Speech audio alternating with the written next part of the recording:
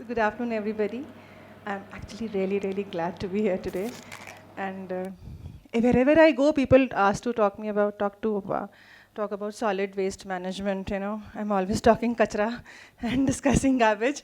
So it's really a nice change, and it's a privilege to be here in RRI. And it's a great opportunity for us to be implementing waste management systems here. So yes, I would talk about my journey. It started a few years back. So I'm an accidental entrepreneur. Never dreamt, never planned. It's just happened to me. So I now when I look back, when I was younger, in my younger days, I just think that what were those factors or enablers which we're talking in the morning today? What made my personality?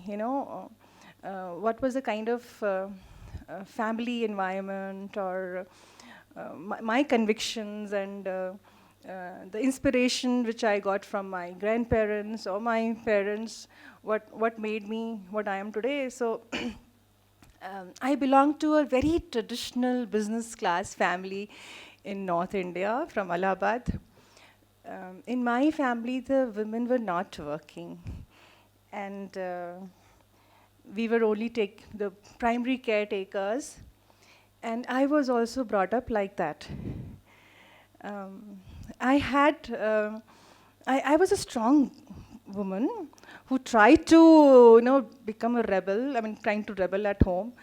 And I was a sprinter when I was younger. It was God gifted. I was a champion of the city for 2 years consecutively. But again, that family pressure, which I had was like, तुम PT Usha बनोगी?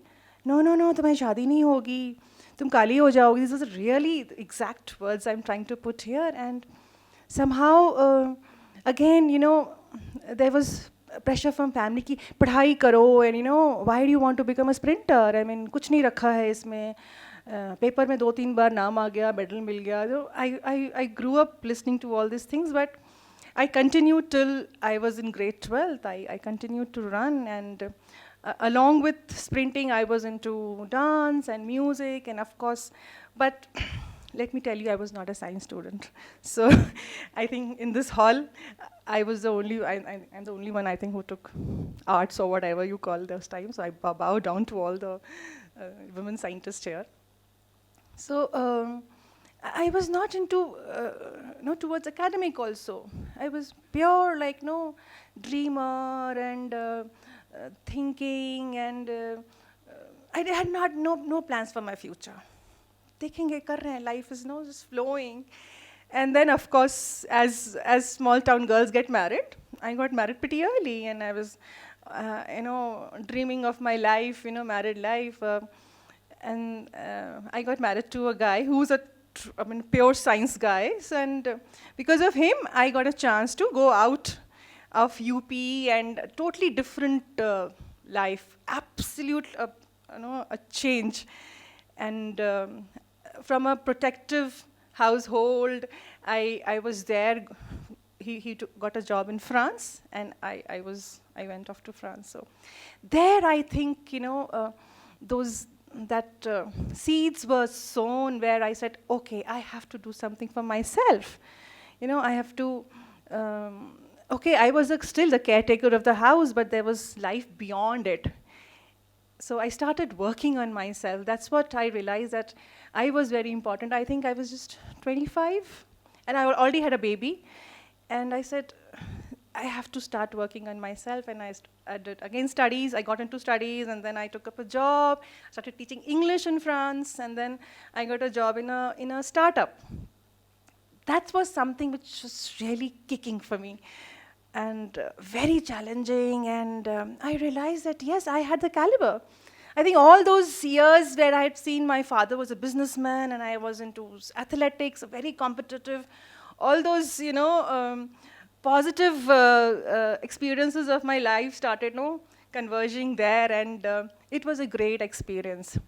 And I started, observing things in France. I was into that total observation mode and learning mode, which really helped me to become what I am today. It was very important. I realized that uh, all the energy should be towards you. I mean, I was not, I did not did a professional degree, but learning did not stop.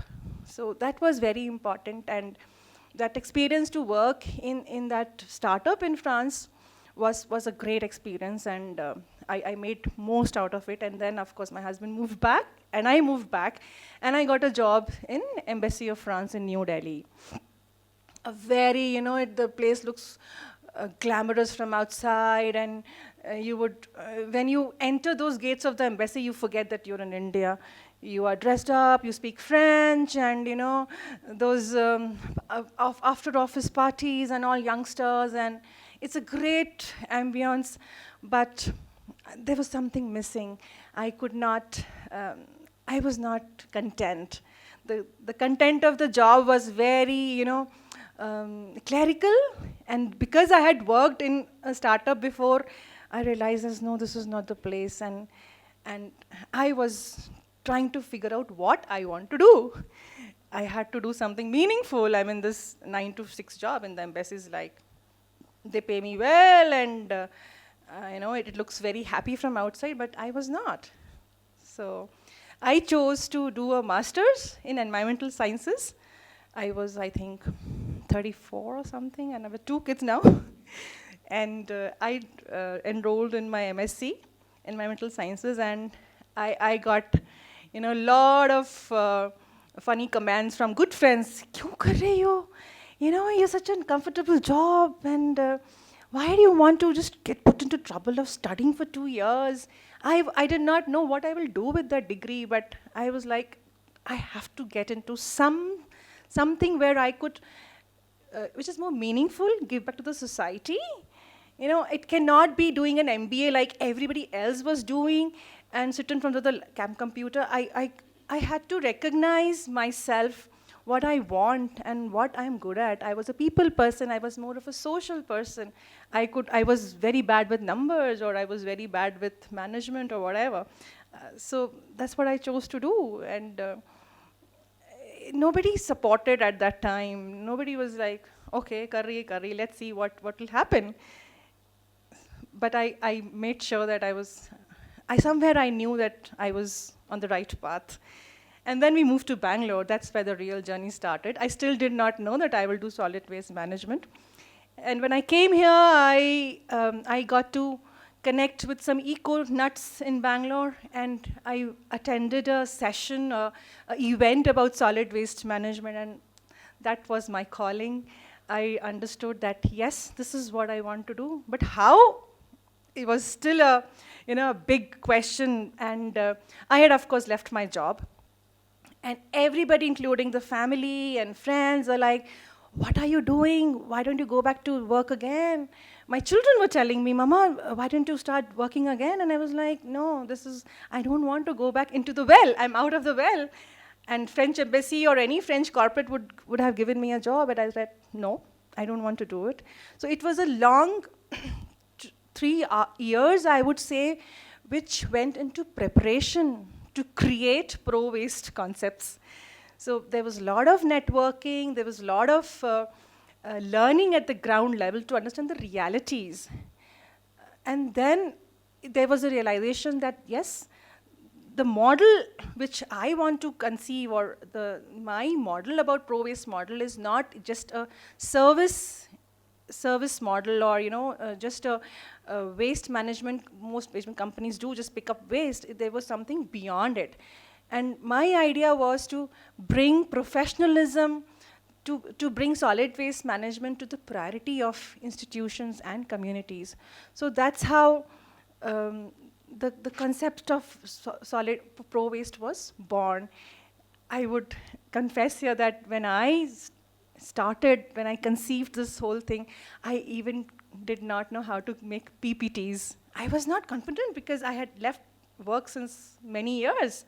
I was not doing anything, and there was a great, leap, and these youngsters were all IT very well, learned, and I had to learn to make PPTs because I had to go and give presentations. I had stage fear. And I could not, when I was invited to give a lecture, okay, that if you want to do solid waste management, come and give a lecture. I was like trembling.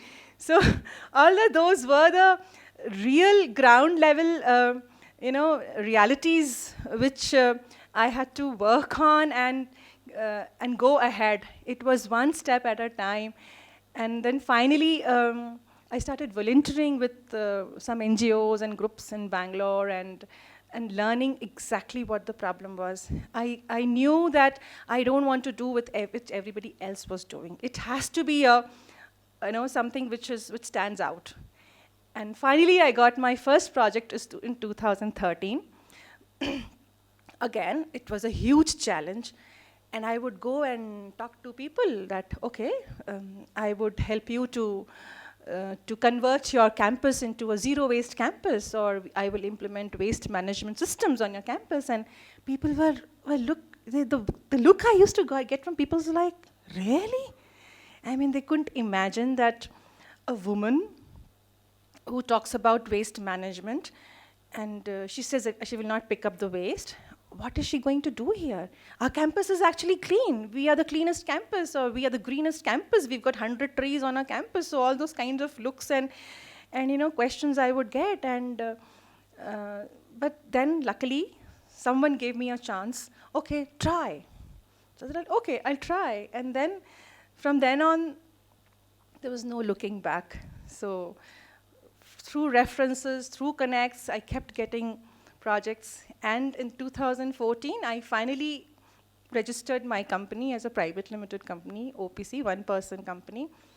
Yes, it has been a very challenging journey, but I would like to mention here that if you have passion, that is one thing definitely, and if you think you can solve a problem, but doing it is most important. That's where the courage and grit or persistence is required, and to create positive impact. So this is how I founded Pro Waste Concepts. It's an ongoing process, definitely. We are implementing waste management systems for campuses. We are creating greener communities. So it is not just pick up waste and go and put it somewhere else. So it is much, much beyond that. We are change makers, or we are helping, we are enabling people to change their mindset and manage their waste. So that is what our USP is. And it has taken years of work and thinking and creating processes to create what I'm doing today. So that is all I would like to say. And I think women, I sometimes I go and tell people that some women, they feel lost, or they are unable to do what they're happy about, or follow their passions. That I tell them that I am just a graduate. I was just a graduate in economics and English, and if I could do it, because it needs hard work and following your dreams and grit and courage. So anybody can do it. That's what always I go and tell people, that you don't need those, okay, of course, you need those professional education or whatever, but that doesn't mean that if you're lost and you can't do anything. It just requires passion and hard work and grit. So that is what my learning has been, and I always tell women that don't stop. Keep on going ahead, and don't care about anybody putting you down or giving you lessons that, okay, this is not done. Even when I was starting Pro Waste, people said, what are you even trying to do? Are you working in garbage? Or, this is just a passion. You can't make it as a full career. I mean, I even got comments like, how can you do field work? You're a woman. So all these kind of things should never pull anybody down. I think those comments should be negative, should be converted into positive, and then there's no looking back. Thank you so much.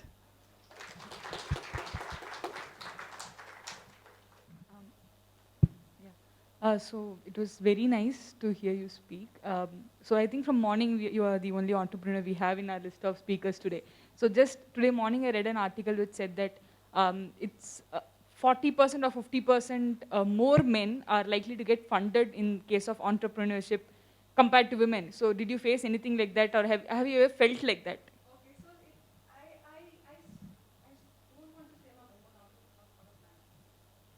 It is equal amount of challenges what men and women face. It is equal amount of hard work which we both have. I think women do harder because again we are doing, we are caretakers of. So I don't want to bring in that aspect at all. I also hear these stories that for funding, men entrepreneurs they like to get funded more and faster. Maybe it's true. I have mine personally. We are still bootstrapped, and I'm not gone and pitched for any funding. So personally, I don't know, but yes, I have had experiences when I am not taken seriously, but I'm very persistent. I don't care. If you don't know, go to hell. So yes, That's how it should be. Okay. I don't call myself woman entrepreneur. The first time when she came and met us, we were wondering where does she get energy from. She was so passionate about. 5 years or 6 years back. No. First time when I went to Yes. the Yes. ex-AO. True. So 2 years back when we met her again, we thought, okay, let us try. So to tell you frankly, we thought we are very clean. She took us for a walk and she said how unscientific you are in terms of waste management. So we were, to tell you, all of you frankly, we were paying money to get our waste taken out from the institute. But after she took over this solid waste management in our institute, within 3 or 4 months, we were getting money for the waste. So she has created systems in such a way that people would come and buy our waste and pay us and then simply go. And all the kitchen waste, uh, she had made sure that there is a compost pit and all the kitchen waste goes into the compost pit, except for paper and plastic. There is no other waste which goes out from the campus. So, and to be on the lighter side, she is so persistent, she will come behind and she'll say, okay, Naresh, we should do this. So on some days, when I see her, I'll walk in some other path. So like we had, I go to a campus in Vijayawada, and I visit that campus once a month, and they make sure the days I am there, some of the people go on leaves. And they take leave and go, Madam, sir mein dard hai, Madam, tummy upset, or my child is sick. I said, yeah, I know. But I will not leave them. So thank you so much, Naresh. And I know that I have been, I go to his office, and now I think it's reduced because first year is very crucial to implement systems. Now it's more or less, it's all done, so I don't trouble him. I don't trouble him at all. But yes, if we don't create this change, it will never happen. So that was what ProWaste wants to build. We are not cleaning up or, trying to just look it deceptively clean. So that is what I was mentioning. It took 3 years of ground level research work to create what I was doing, and nobody would understand. My husband, my family, and sorry, but it's like mother-in-law thing. Why don't you start teaching in a school? I was like, what? Teaching is a very, very honorable job. But some people take it as an easy-going thing. So they were like, why are you even struggling with waste management? Why didn't you just become a teacher? So those were the kind of comments and I used to get. But I said, I knew what the vision was in front of me. So that's very important. You can become entrepreneurs in any, you choose whatever you're passionate about, or you can find the problem and start solving it. It can be waste management, I'm art side or science side, whatever. But that vision, that passion, it has to be, something which has to be guiding you. That's most important.